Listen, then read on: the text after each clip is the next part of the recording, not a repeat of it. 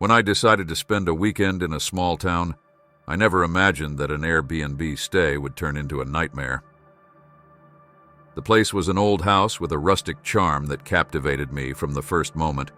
The host, an elderly and friendly man, welcomed me with a warm smile, making me feel at ease immediately. He showed me around the house, describing each room with the care of someone who truly loved the place. However, his warnings about a few strange rules left me intrigued. Avoid the attic, and don't touch the belongings of the former owner, who had passed away several years ago. A chill ran down my spine when I heard that, but I quickly convinced myself it was just the tension of being in a new and unfamiliar place. On the first night, everything seemed peaceful and cozy. The house creaked softly with the wind, a familiar sound that I associated with homes filled with stories. To distract myself, I decided to watch a movie, but my peace was interrupted by a noise coming from upstairs. It was an unsettling sound, like something dragging across the floor, and with every second, my heart raced. Curiosity and fear mixed together, and against my better judgment, I decided to investigate.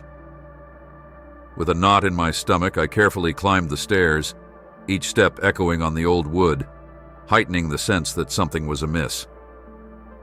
When I reached the hallway, I noticed the attic door was ajar, swinging slightly as if called by an invisible force. The air grew heavy, and the tension in the atmosphere was palpable. I decided I needed to find out what was going on.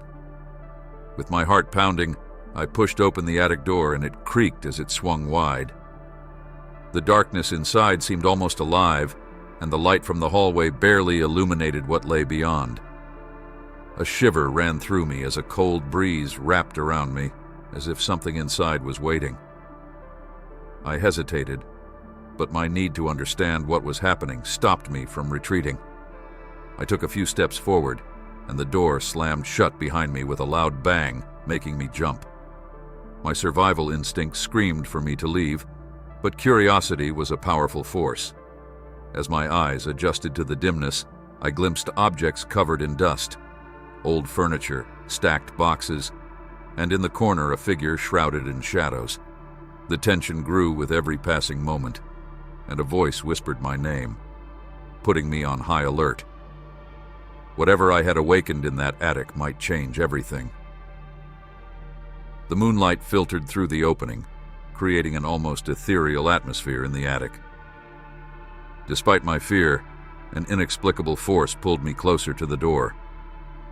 When I opened it, a smell of mold mixed with something nauseating hit me like a punch to the stomach. The darkness was so deep I could barely see. But as my eyes adjusted, some things began to reveal themselves. Dusty boxes, furniture draped in white sheets that seemed abandoned for decades, and amidst those relics, something that looked like a painting. Approaching cautiously, I realized it was a portrait of the man who had once owned the house. His gaze, intense and penetrating, seemed to follow my movements. A chill ran down my spine as if he were truly watching me. I ran down the stairs, my heart pounding uncontrollably, trying to ignore the oppressive feeling that something was definitely wrong. Adrenaline surged through my veins, and the need to uncover the mystery became urgent. The following morning, I decided to talk to the host about the terrifying experience. When I mentioned the attic door, I noticed he became visibly nervous. The friendly smile he had worn dissolved like sugar in water. "No one should go in there," he said, his voice trembling and his eyes wide. "The former owner didn't like visitors." A wave of dread washed over me. What exactly did he mean by that? What could happen if I ignored his warnings? I went to the window, and as I looked outside, I saw a figure in the distance, a shadow moving between the trees. My heart froze for a moment. Was it the man from the painting? His image was etched in my mind, and the resemblance was undeniable. He seemed to be watching me, just like in the portrait, and I was overcome by the feeling of being followed. The desire to uncover more about this mystery consumed me, but the host's warning echoed in my mind. Restlessness and curiosity clashed within me, and as I stared at that shadow, I realized I needed to make a decision. Return to the safety of the city or confront whatever was waiting for me in that ancient, secret-filled house. The choice was becoming inevitable, but doubt lingered in the air like a heavy shroud. With the oppressive feeling of being watched, I decided it was time to leave. I began packing my things, but as I did, a wave of laughter and whispers filled the hallway, as if the atmosphere had come alive in a supernatural way. The air felt dense, almost tangible, as if the house itself were alive, trying to trap me within its walls. I glanced quickly at the front door and, to my horror, saw the shadow again, this time closer, as if it were about to step inside. Panic overtook me, and in a frantic motion I managed to open the door. Without looking back, I sprinted to my car, my heart pounding in my chest, driven by a primal urge to escape that unsettling presence. As I drove away, adrenaline still coursed through my veins, but a chilling certainty settled in. No matter how hard I tried, I couldn't escape the experience. Whatever I had awakened in that house didn't seem ready to let me go. Upon arriving home, I tried to push the memories aside, but they clung to my mind like a shadow. The image of the painting and the penetrating eyes of the man continued to haunt me. The night grew darker, and I knew I would have to confront the nightmare that had been following me. One night, as I reviewed photos from the trip, my breath caught in my throat. In one of the images of the house, something strange appeared in the background. The shadow, the same one I had seen moving among the trees, was there, right behind me, as if it had been watching me all along. A chill ran down my spine, and the sense of being observed grew more intense. From that moment, my life was never the same. Nights turned into torment, and dreams invaded my mind, pulling me back to that house. In them, I felt the man's gaze from the painting on me, the echo of whispers, warning of secrets that should never be uncovered. Secrets now etched into my soul. A dark reminder that some curiosities not only awaken what should remain dormant, but also bind the soul to a past that cannot be forgotten.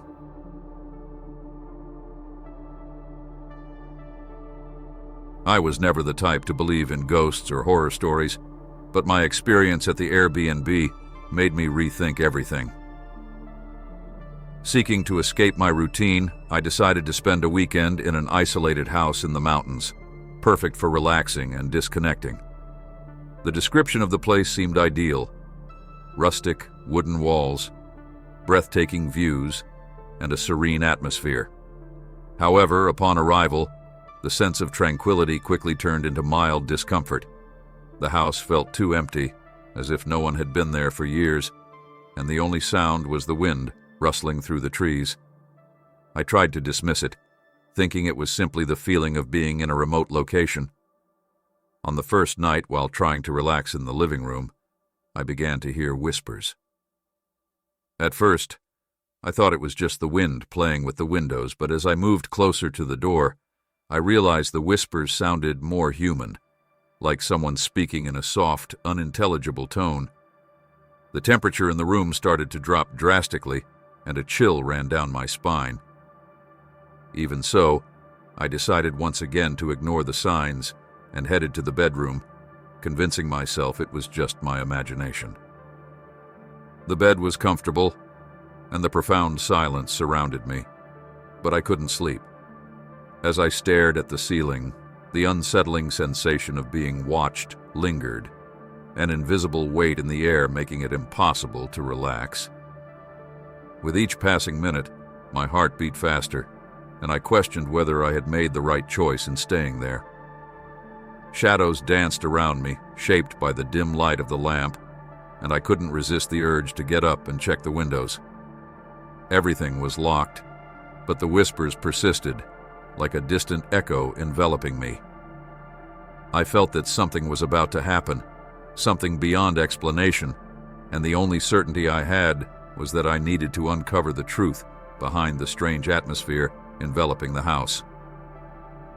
I decided that at dawn, I would explore more thoroughly, search for the source of the voices, and try to understand what was truly happening in this place that was supposed to be a refuge, but was quickly turning into a nightmare. The next morning, I woke up determined to explore the area around the house, hoping to regain a sense of normalcy after such a disturbing night. The view was stunning. Mountains loomed in the background and the sky was clear. But a heavy feeling lingered in my mind. I felt the need to distance myself from the house, so I started walking toward a small lake I had noticed on the map. As I approached, I noticed something strange in the water. Irregular marks on the surface, as if something had thrashed about there. A shiver ran down my spine at the thought of what might have caused it, but curiosity pulled me back to the house, even as unease refused to let go. Upon entering, I noticed an old book lying on the kitchen table. The pages were yellowed and filled with notes from previous guests, all describing strange and disturbing experiences. The entries spoke of voices whispering in the hallways and visions of shadowy figures moving in the darkness. My sense of unease grew, but a part of me still resisted believing. The second night was even stranger. As I tried to relax and finally get some sleep, I was overcome by a strange sensation.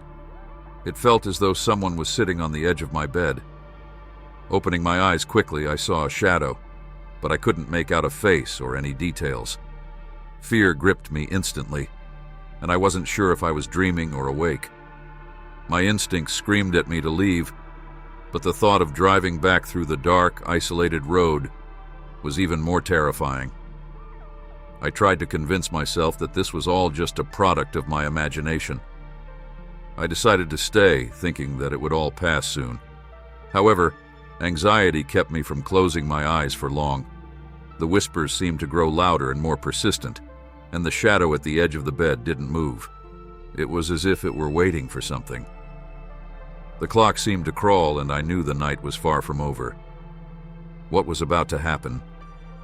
The feeling of being trapped between reality and a nightmare grew more intense, and I realized there was something more to this house than just a simple ghost story.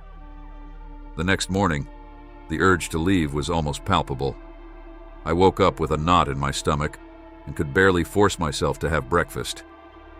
As I went to grab my belongings to check out, something caught my attention. The book was open to the last page, and a handwritten note stood out. "Do not stay here overnight." A chill ran through me, as if an unbearable weight had settled on my chest. Panic surged, and I quickly began packing, rushing to escape that haunted house. But as I reached the door, a fresh wave of terror hit me. The car keys weren't where I had left them. I started frantically searching everywhere, overturning the living room and kitchen, until finally, I spotted them on the table, as if someone had intentionally placed them there. My heart raced, and the sense that I wasn't alone grew stronger with every passing second. Panic fully set in. I had to get out. Breathing heavily, I finally grabbed the keys and hurried to the door. Once outside, I sped down the road, adrenaline coursing through my veins. Glancing in the rear-view mirror, the house looked darker, almost as if it were watching me leave. Its windows like dark eyes tracking my every move. What was meant to be a relaxing weekend had turned into a living nightmare, and every mile I put between myself and that horrific memory brought a small sense of relief. When I arrived home, still trembling, I wondered whether there truly was something supernatural in that house, or if my mind had played tricks on me. Someday, perhaps, I might return to believing that these stories are just that. Stories. But not anytime soon. That weekend remains etched in my memory, a dark reminder that some curiosities can lead to terrifying consequences.